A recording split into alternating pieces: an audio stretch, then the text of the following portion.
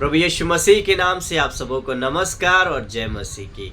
मैं उम्मीद करता हूं कि आप भले चंगे हैं। प्रभु ने अपना अनुग्रह और आशीष और शांति आपके साथ लगातार बनाए रखा है और प्रभु का धन्यवाद करता हूं कि प्रभु ऐसे ही लगातार आपको शांतिपूर्वक, आनंदपूर्वक और अपनी अनुग्रह से भर कर ले चले और हर एक तकलीफ और हर एक परेशानियों से प्रभु आपको आज़ाद करे और अपने वचनों से निरंतर आपको भरता रहे और सिखाता रहे।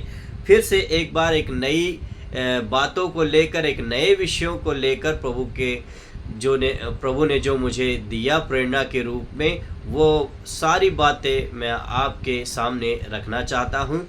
उससे पहले हम एक लाइन का, दो लाइन का गीत गाकर प्रभु के नाम की महिमा करते हैं और फिर हम विषयों को देखते हुए आगे बढ़ेंगे। प्रभु तेरे नाम के लिए तन मन मेरा होगा बलिदान।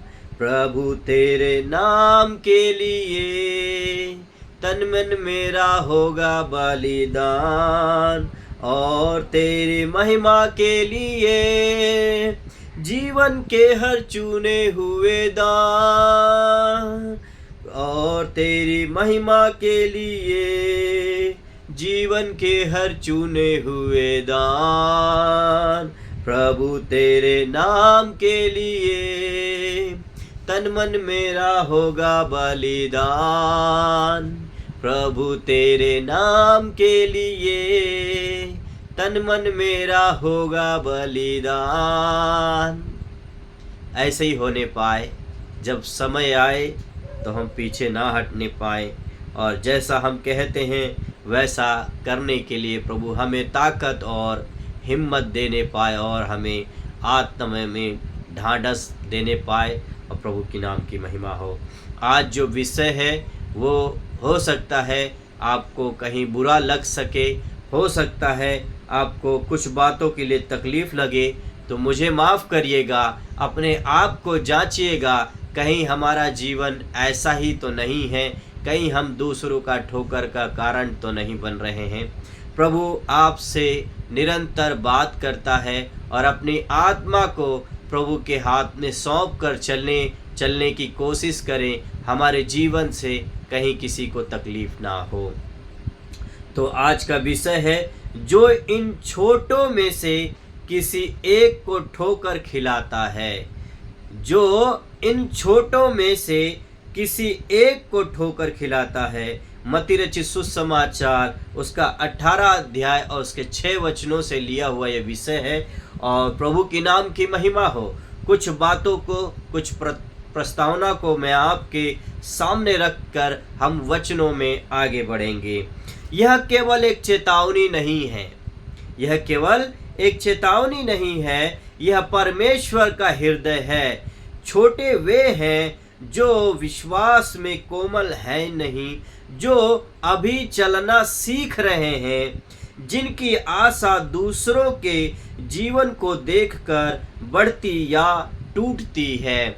तो हमें अपने आप को सावधानी पूर्वक चलना है। मसीह यीशु में हम कैसी चाल चल रहे हैं, हम कैसा लोगों के साथ व्यवहार कर रहे हैं, ये बड़ी ध्यान पूर्वक हमें अपने आप को लोगों के सामने रखना पड़ेगा। हम कलीसिया में, चर्च में, आराधनालयों में हम कैसे हैं, वहाँ पर हम कैसा व्यवहार दिखा रहे हैं और जब हम बाहर कहीं मिलते हैं फिर हमारा व्यवहार वो व्यक्ति कैसा देख रहा है। हमारे जीवन से उसको आशीष मिलने पाए, हमारे जीवन से उसे ठोकर कतई ना मिलने पाए, ये परमेश्वर को कतई बर्दाश्त नहीं है और पसंद नहीं करता। परंतु कितनी बार ऐसा होता है कि जिनसे सहारा मिलना चाहिए वही ठोकर का कारण बन जाते हैं।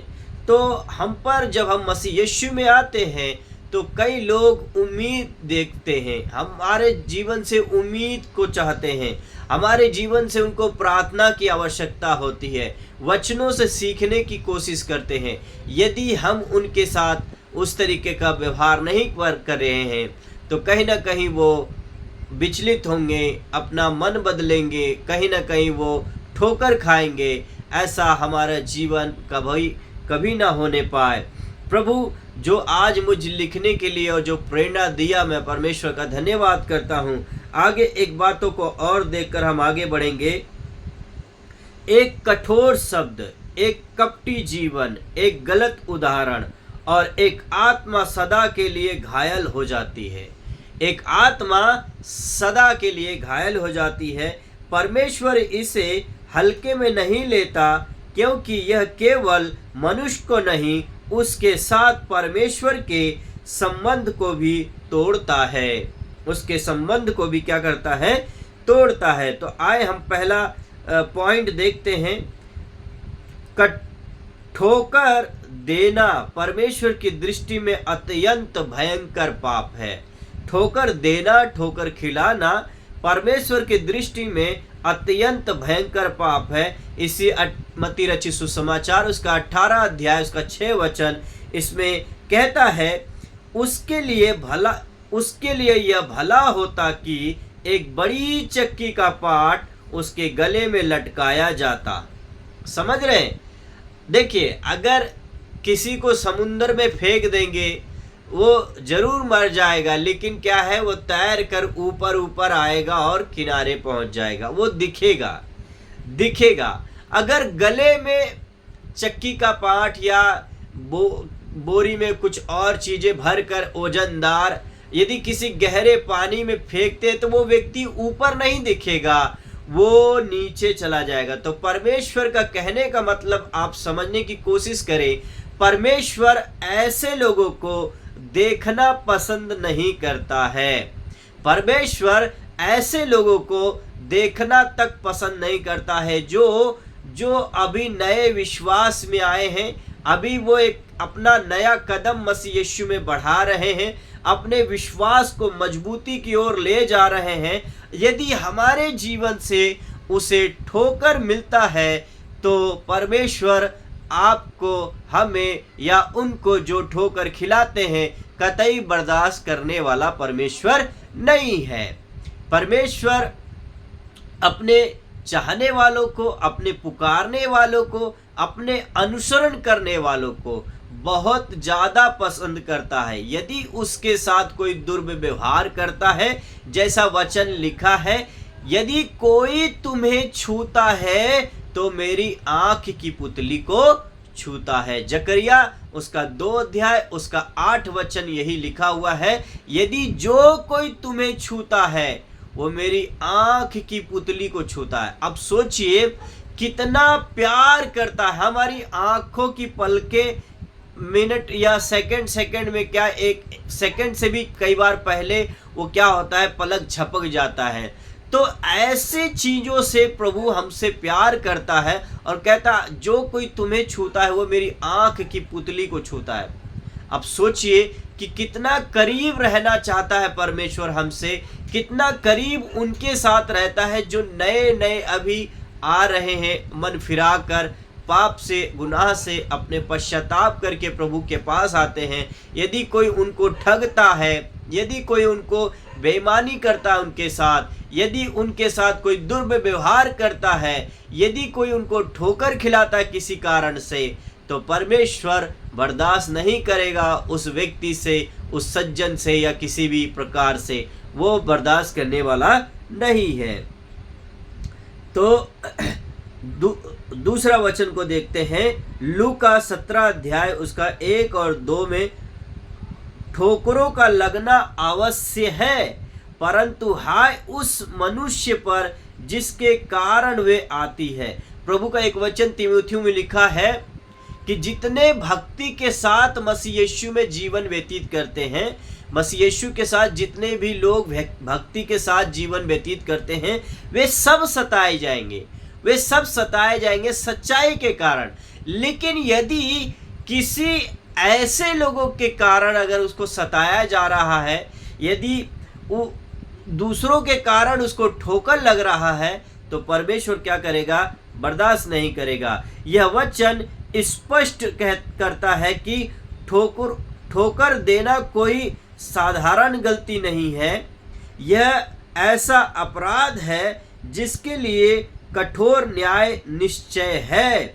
कठोर न्याय आपके लिए, मेरे लिए और उनके लिए जो दूसरों को ठोकरों का कारण बनते हैं। परमेश्वर उस व्यक्ति के विरुद्ध खड़ा होता है जो किसी छोटे के विश्वास को गिराता है या उसके विश्वास को कमजोर करता है या उसके विश्वास को ऐसे तोड़ देता है, वो फिर से मुड़कर जैसा था वैसे ही वो फिर से जीवन जीने लगता है। तो सावधान होकर, सावधानी पूर्वक प्रभु मसीह यीशु में चले और अपने आप को प्रतिदिन जांचते रहें कि मेरे जीवन से किसी को ठोकर ना मिले। आए हम दूसरा पॉइंट देखते हैं। हमारा जीवन या तो मार्गदर्शन है या विनाश का कारण है। अब आपको और मुझे, हमें परमेश्वर के वचन में जांचना पड़ेगा कि हमारा जीवन मार्गदर्शन है या जीवन का विनाश का कारण हम बन रहे हैं। आप अपने आप को, हमें अपने आप को प्रतिदिन प्रभु के वचन से जांचने की आवश्यकता है कि हमारा जो जीवन है वो कैसा है और किस प्रकार चल रहा है। तो रोमियो उसका 14 अध्याय और 13 वचन में ऐसा लिखा हुआ है, ऐसा कुछ ना करना जिससे भाई को ठोकर लगे। ऐसा कुछ नहीं करना, ऐसा कुछ नहीं करना प्रिय बहन, ऐसा कुछ मत करना मसीह यीशु के प्रियजनों, ऐसा कुछ मत करना जो आपकी बहन को, आपके परिवार को, आपकी कलीसिया के, आपके लोगों को ठोकर लगे। ऐसा कुछ मत करना। फिर हम देखते हैं मत्ती रचित सुसमाचार उसका 5 अध्याय उसका 16 वचन, तुम्हारा प्रकाश मनुष्यों के सामने चमकने पाए। हमारा प्रकाश मनुष्यों के सामने चमकने पाए, ना कि दूसरों को अंधकार में ले जाए, ना कि दूसरों को अंधकार में ले जाए। हमारे जीवन की हर एक छोटी बात, बोलना, व्यवहार, निर्णय दूसरों के लिए संदेश बनती है। यदि हमारा जीवन दोहरा है तो हम अनजाने में नहीं बल्कि प्रत्यक्ष रूप से किसी को अंधकार में धकेल रहे होते हैं, किसी को अंधकार में धकेल रहे होते हैं। हम या तो किसी के लिए सीढ़ी हैं या गड्ढा है, दो ही चीज है। या हमारा जीवन मार्गदर्शन है या जीवन का विनाश कर रहे हैं। या आप एक सीढ़ी बनना चाहते हैं या एक गड्ढा बनना चाहते हैं, आपके ऊपर निर्भर करता है। और मसीह यीशु के प्रियजनों, अपने आप को इन दिनों में जांचने की बहुत आवश्यकता है, जबकि ऐसी दुर्दशा में हम आ पहुंचे हैं और ऐसे समय में आ पहुंचे हैं जहां हमारा जीवन बहुत महत्वपूर्ण एक मार्ग, एक रास्ते पे आ चुका है। तो आए हम और तीसरे पॉइंट को हम देखते आगे बढ़ेंगे। ठोकर का परिणाम आत्मिक विनाश और परमेश्वर के विरुद्ध अपराध है। ठोकर का परिणाम आत्मिक विनाश और परमेश्वर के विरुद्ध अपराध। पहला कुरिन्थियों उसका 8:12 में हम देखते हैं, तुम मसीह के विरुद्ध पाप करते हो। मैं संक्षेप में वचनों को पढ़ते जा रहा हूं, आप जरूर उसको निकाल के पढ़िएगा। तुम मसीह के विरुद्ध पाप करते हो। गलातियों 5:9 कहता है, थोड़ा सा खमीर सारे गुधे हुए आटे को खमीर कर देता है। आप थोड़ा सा आटा गूंदिए, उसमें बेकिंग पाउडर डालिए, देखिए वो पाव किलो का 1 किलो ना बन जाए तो कहिएगा। अगर आपका प्रेम थोड़ा सा है तो वह बहुत बड़ा हो जाएगा। यदि आपका अपराध थोड़ा है तो वो नासूर और विनाश का कारण बन जाएगा। यही दर्शाने के लिए खमीर का उदाहरण दिया प्रभु ने। यही खमीर का उदाहरण दिया प्रभु ने। दही को भी देखिए, जिसको कहते जोरन, एक पूरा दही है। सब दही हम खा जाए, अगर थोड़ा सा 1 चम्मच दही हम रख लेते हैं या 1 कटोरी दही रख लेते हैं, जब हमारी बुआ, हमारी दादी, हमारे पापा, जब हमारे घर पे गाय थी तो वो दही अगर बैठाना होता था। अब मुझे धीरे धीरे उसका समझ आ रहा है, क्योंकि देखिए हम बचपन होता है, हमें नहीं समझ में आएगा ये क्या क्या बातें हैं। जब हम नए होते हैं हमें कुछ नहीं समझ में आता है, लेकिन हम जब पुराने होते हैं और बढ़ते जाते हैं, वचनों में भी बढ़ते जाते हैं, वचन भी हमें समझाता है, और जो पुरानी बातें हमने बाप दादाओं से, अपने लोगों से सीखा है, वो हमारे सीखने का एक कारण होता है, जो हमने देखा और जाना सुना है। तो थोड़ा सा दही पूरे दूध को क्या करता है, दही बना देता है। समझ रहे थे? वो थोड़ा सा जोरन, थोड़ा सा दही, वो पूरे दूध को क्या करता है, दही बना देता है। तो उतने ही से अगर आपका प्रेम है तो उसका पूरा जीवन सफल हो जाएगा। यदि आपका थोड़ा सा अपराध उसके जिंदगी को पूरा बर्बाद कर देगा। तो सावधान होकर इन दिनों में चलने की आपकी आवश्यकता है। इन दिनों में हमें सावधान पूर्वक चलने की जरूरत है। हम लोगों के साथ कैसा व्यवहार करते हैं ये हम पर निर्भर करता है, और ये आपका आत्मा भली भांति जानता है कि आप क्या करना चाहते हैं, आप कैसे चल रहे हैं, आप अपनी आत्मा को किस रीति से चलाने की कोशिश कर रहे हैं। एक दिन न्याय निश्चय है, एक दिन न्याय निश्चय है मसीह यीशु के प्रियजनों, एक दिन न्याय निश्चय है। आप इनाम पाना चाहते हैं या क्या कहते हैं, सजा पाना चाहते हैं? आप इनाम पाना चाहते हैं, तारीफ पाना चाहते हैं, या सजा पाना चाहते हैं, या परमेश्वर की निगाह से आपको दूर करने का आप चाहते हैं? आप कैसा परमेश्वर के प्रति प्यार करना चाहते हैं, परमेश्वर के प्रति कैसा रहना चाहते हैं, यह आपके ऊपर निर्भर करता है मसीह यीशु के प्रियजनों। आज हम और आगे बढ़ते हैं। एक ठोकर केवल एक घटना नहीं होती, एक ठोकर केवल एक घटना नहीं होती, यह एक श्रृंखला शुरू करती है, एक श्रृंखला शुरू करती है।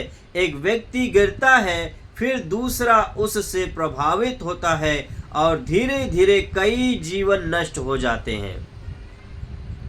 इन बातों को लिखने के लिए प्रभु ने इतना प्रेरणा दिया, और इन बातों को लिखने के लिए, समझने के लिए प्रभु ने आपके बीच में रखने के लिए मन में कितने दिन से चल रहा है, आपको नहीं समझ में आएगा, आपको नहीं समझ में आएगा। यदि आप सच में अध्ययन करें और गहराई से मनन करें तो परमेश्वर बहुत सारी बातों से आपको समझाएगा। मैं समझता हूँ कि आप मुझसे भी अच्छे हैं। परमेश्वर आपको आशीष करे, अनुग्रह करे, बुद्धि दे, ज्ञान दे, समझ दे, और अपनी आत्मा के अनुसार आपको चलाए। परमेश्वर आज आपसे और मुझसे एक बार फिर से व्यक्तिगत रूप से वो बातचीत करता है, अपने वचन के द्वारा व्यक्तिगत रूप से बातचीत करता है। जो एक छोटी बात, एक गलती, वह परमेश्वर की दृष्टि में विनाश का बीज होती है। एक उदाहरण को देखकर हम आगे बढ़ते हैं। बहुत ठोस और वास्तविक, बहुत ठोस और वास्तविक एक युवा भाई जिसने अभी अभी विश्वास ग्रहण किया, या अभी अभी किसी बहन ने, किसी माता ने, किसी पिता ने, किसी परिवार के लोगों, सदस्यों ने अभी अभी विश्वास को, मसीह यीशु को ग्रहण किया, अपने एक अगुवे लीडर को आदर्श मानता था। वह उसकी हर एक बात, हर एक चाल चलन को सीख रहा था, परंतु एक दिन उसने देखा कि वह अगुवा गुप्त रूप से पाप में जीवन जी रहा है। बाहर पवित्रता दिखावा, भीतर समझौता। उस क्षण उस युवा का विश्वास टूट गया। उस क्षण उस बहन का, उस परिवार का विश्वास टूट गया। उसने सोचा, यदि यही सच्चाई है तो मैं क्यों चलूं इस मार्ग पर। क्या करूं? यदि यही सच्चाई है तो मैं क्यों चलूं ऐसे मार्ग पर। धीरे धीरे उसने प्रार्थना छोड़ दी, संगति छोड़ दी और अंत में विश्वास से ही दूर हो गया। सालों बाद भी वह वापस लौटा। उस एक व्यक्ति की दोहरी जिंदगी ने केवल एक आत्मा को नहीं गिराया, बल्कि एक अनंत जीवन की दिशा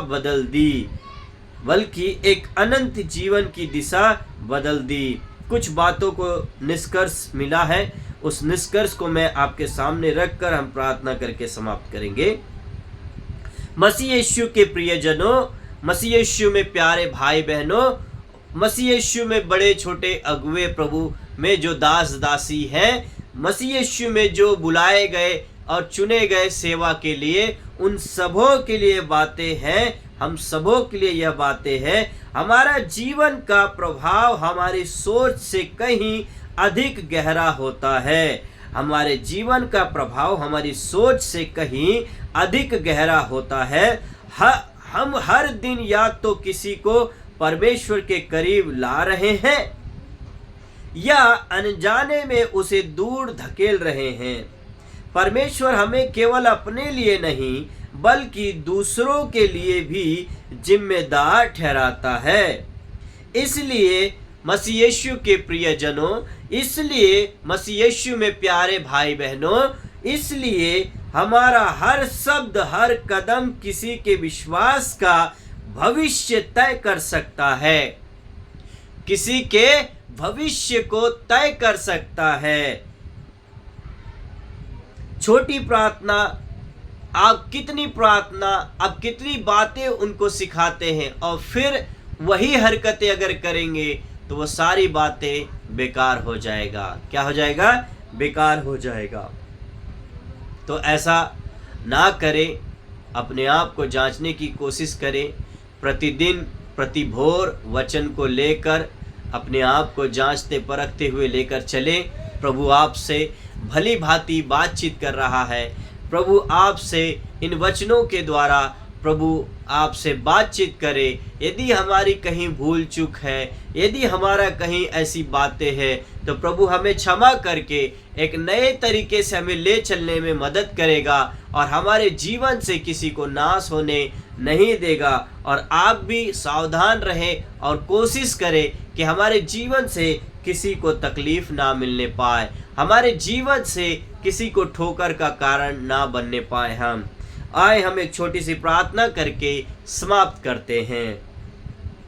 हे स्वर्गीय पिता प्रभु यीशु मसीह, हम आपका धन्यवाद करते हैं आपके भलाई के लिए, आपकी करुणा के लिए, आपके अनुग्रह के लिए, आपके महान विश्वास और आपके महान बलिदान के लिए, हमारे अपराधों के कारण, हमारे पापों के लिए जो आपने बलिदान हुए और हमें छुटकारा दिया, हमें अंधकार से एक नई प्रकाश की ओर ले चल रहे हैं। प्रभु हम आपका धन्यवाद करते हैं। निरंतर आपका प्रकाश हम पर चमकने पाए और दूसरों को भी मिलने पाए।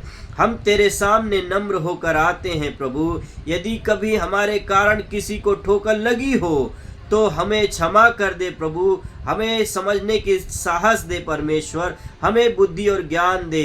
हमें ऐसा हृदय जो पवित्र और सच्चा और संवेदनाशील हो। हमारे जीवन को ऐसा बना कि हम किसी के लिए गिरावट नहीं बल्कि सहारा बनने पाए। हमें जागरूकता दे कि हम हर समय तेरी दृष्टि में चलने पाए। प्रभु हम आपका धन्यवाद करते हैं और हमारे द्वारा हर आत्मा तेरे और निकट आए। प्रभु यीशु के नाम में प्रभु हर एक बातों के लिए हम आपका धन्यवाद करते प्रभु आपकी स्तुति प्रशंसा हो। मसीह यीशु के नाम में हर एक भलाई के लिए हम आपका धन्यवाद करते पिता।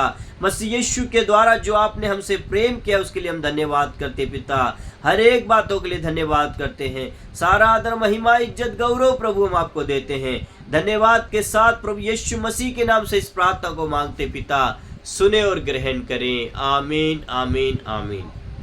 प्रभु आपको आशीष करे अनुग्रह करे और बढ़ाते ले चलने पाए, और आप और हम दूसरों के लिए प्रकाश बनने पाए, किसी के लिए अंधकार का कारण हम ना बनने पाए, किसी के लिए हम गड्ढा ना बनने पाए।